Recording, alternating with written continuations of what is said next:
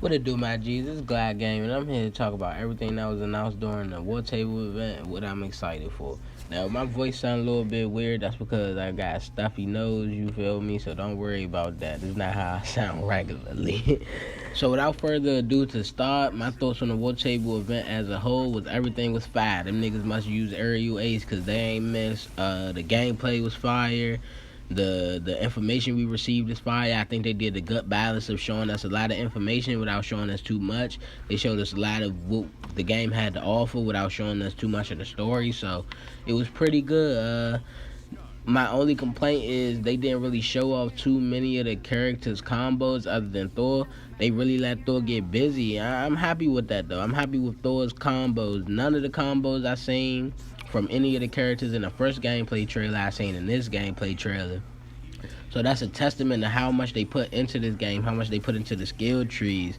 And I'm glad that they did that because even though we're all going to be using the same heroes around the world, everybody can have their own play style. It seems like there shouldn't be a specific meta, but you know it's hard to tell with games like this because everybody gonna find a way to cheese it. But it seemed like there shouldn't be a specific meta, or even if somebody do make a cheesy meta, you could find something to counteract it with all the combos and all the skills they have. So I'm really excited about that.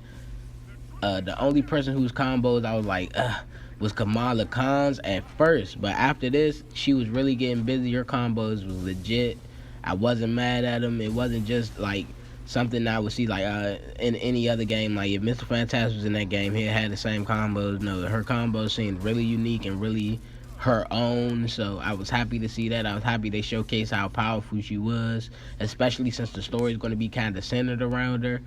So everything was good to see, man. I have no complaints. I seen some complaints in the Twitch comments when the live stream was going on, but trolls gonna troll.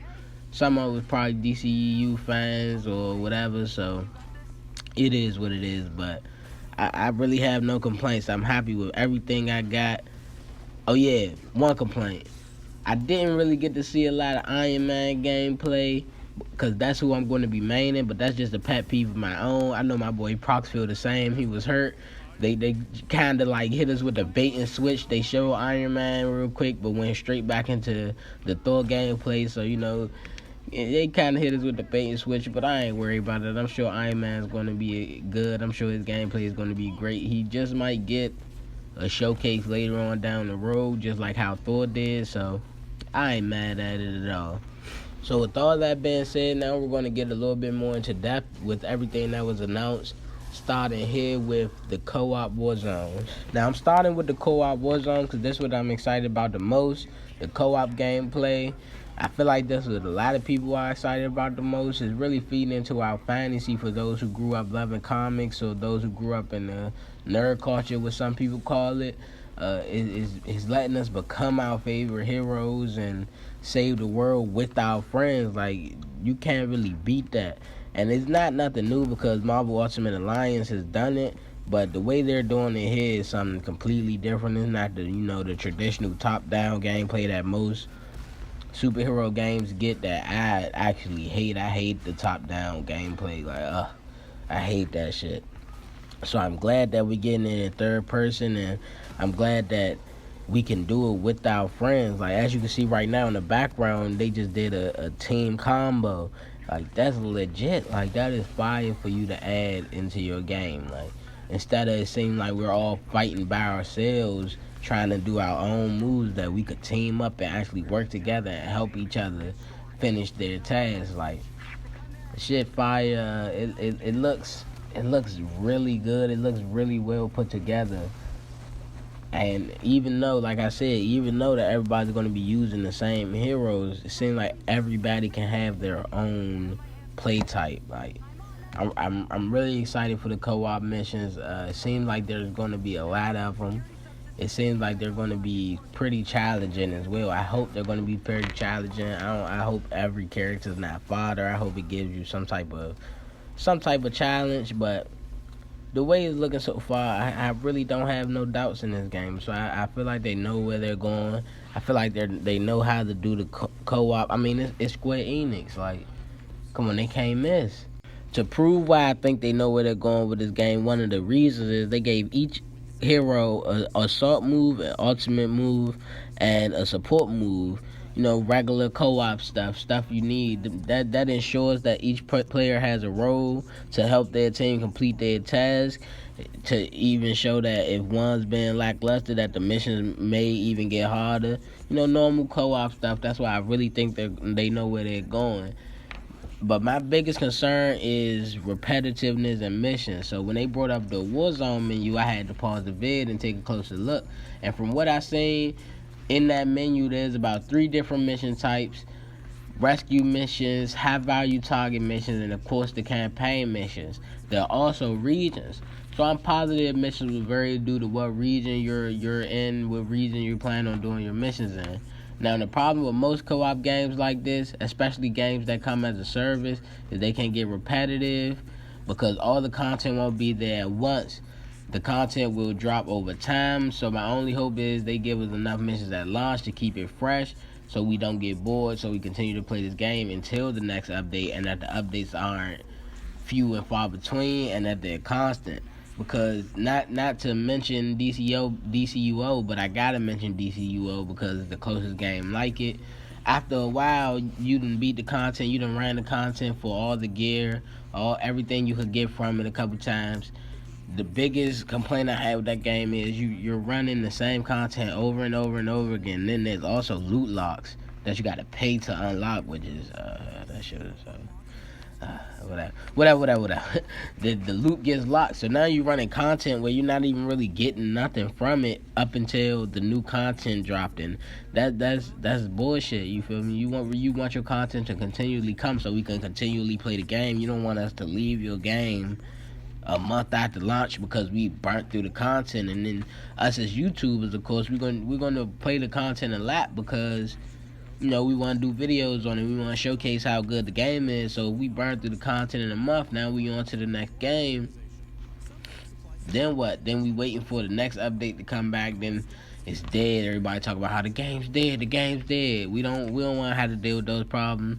But I trust Square Enix as we should. They haven't gave us a reason not to trust them. So I believe we'll have enough content there, and I believe the missions will be challenging enough where we don't just burn through them easy. Now we're going to get into the customization and gear and the perks. Now I'm a big cosmetics guy. I usually don't like games that I can't use a CAC because the customization be so limited. But if they give you enough customization for your character to feel like your own, I'm fine with playing games that's not CAC, and it looks like that's what they're doing here. They're doing their own original outfits for the characters as well as classic outfits for the characters, so that's really good. Seems like they really went in depth with the customization to the point where they even have perks that you can add that change your playstyle. So even though we're all, like I said, like I continue to say, we're all going to be using the same heroes, we can all look different. We can have different perks, even though we might be using the same skills.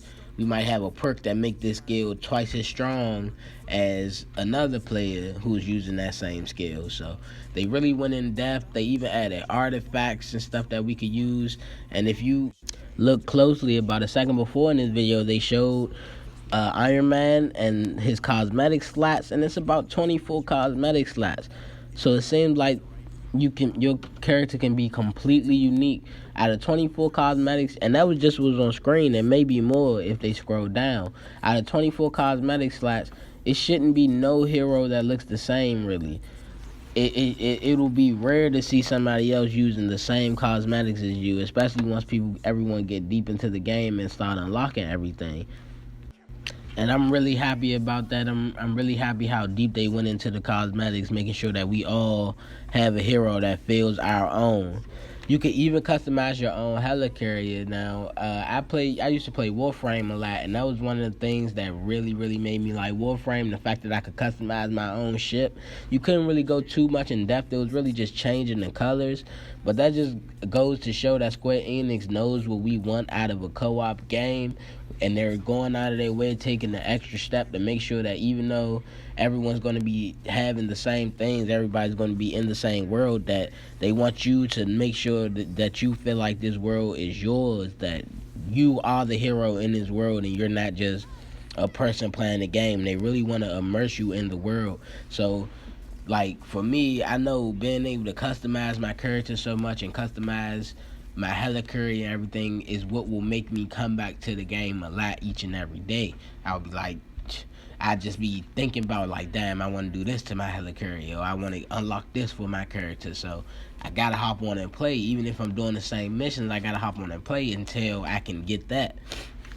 Now, before this video ends, I want to talk a bit about the skill trees. They only show Hawk and Thor's during the showcase, I believe, and I paused it there and so far and counted, and so far it seems like Thor has about 33 unlockable skills, give or take a few, because one of the skills were blocking the middle, so I couldn't see how many were in the middle, and the Hawk has about 30, give or take a few, and that's a pretty big skill tree just for 2 characters. So I'm really excited to see how many skills everyone else has, and I'm really happy that they're going out their way to make everyone feel unique.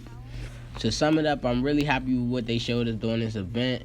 It made me even more excited than I already was. It validated my pre-order. I'm not upset about pre-ordering. So thank you, Square Enix. Thank you guys if you stuck around. See you in the next video.